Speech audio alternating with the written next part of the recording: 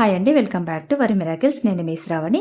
Evening అయ్యేసరికి మనకు ఏదో ఒకటి స్నాక్స్ అయితే తినాలనిపిస్తుంది కదా! సో, ఈరోజు మన ఛానల్‌లో ఈ చల్లని వర్షానికి స్పైసీగా స్వీట్ కార్న్ చాట్ అయితే చేసేసుకుందాం. మరి ఆ ప్రాసెస్ ఏంటో చూసేద్దాము. ముందుగా మీరు ఒక 3, 4 స్వీట్ కార్న్‌లయితే తీసుకొని వాటిని గింజలనైతే సెపరేట్‌గా చేసి వాష్ చేసి పెట్టుకుందాం. తర్వాత వీటిని కుక్కర్‌లోకైతే వేసుకొని అవి మునిగేదాకా కూడా వాటర్ అయితే వేసుకొని అందులోకి కాస్త సాల్ట్ అయితే యాడ్ చేసుకొని విజిల్ పెట్టేసుకొని 5, 6 విజిల్స్ వచ్చేదాకా కూడా ఉడికించుకుందాం. తర్వాత ఇవి చల్లారాక ఇంకో గిన్నెలోకి మనము స్ట్రెయిన్ చేసేసుకుందాం పూర్తిగా వాటర్ పోయేలాగా.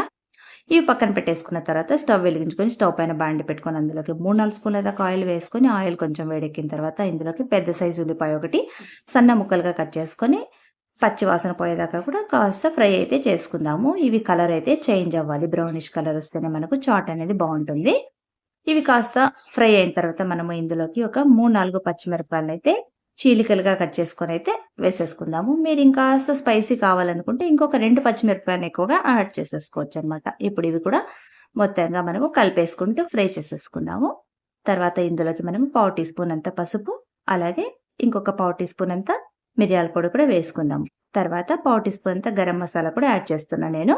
ఇందులోకే క్రష్ చేసుకున్న పచ్చి కరివేపాకును కూడా కాస్త అయితే వేసుకుందాము. అలాగే ఇంకొంచెము సాల్ట్ అయితే యాడ్ చేసుకుందాం. తర్వాత హాఫ్ స్పూన్ దాకా ఎండుమిర్చి పౌడర్ కూడా వేసుకుందాం. తర్వాత ఫైనల్‌గా మనము సన్నగా కట్ చేసుకున్న కొత్తిమీరను కూడా వేసుకొని కలిపేసుకున్న తర్వాత మనం స్ట్రెయిన్ చేసి పెట్టుకున్న ఈ ఉడికించి పెట్టుకున్న స్వీట్ కార్న్ అయితే వేసేసి మొత్తంగా మీదకి కింద కూడా అన్నీ కూడా ఉప్పు, కారాలు పట్టేలాగా అన్నీ కూడా కలిపేసుకుందాము.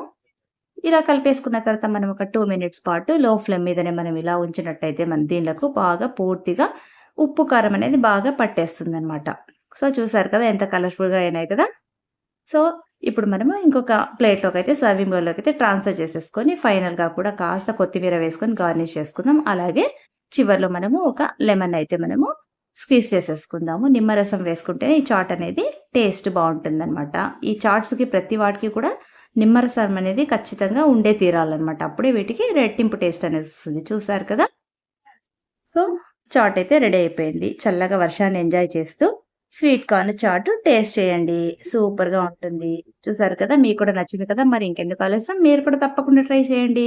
అండ్ మీకెలా కుదిరిందో నాకొక కామెంట్ చేయండి. నెక్స్ట్ మళ్ళీ ఇంకొక మంచి వీడియోతో మళ్ళీ మీ ముందుంటా. Until then bye. Thanks for watching.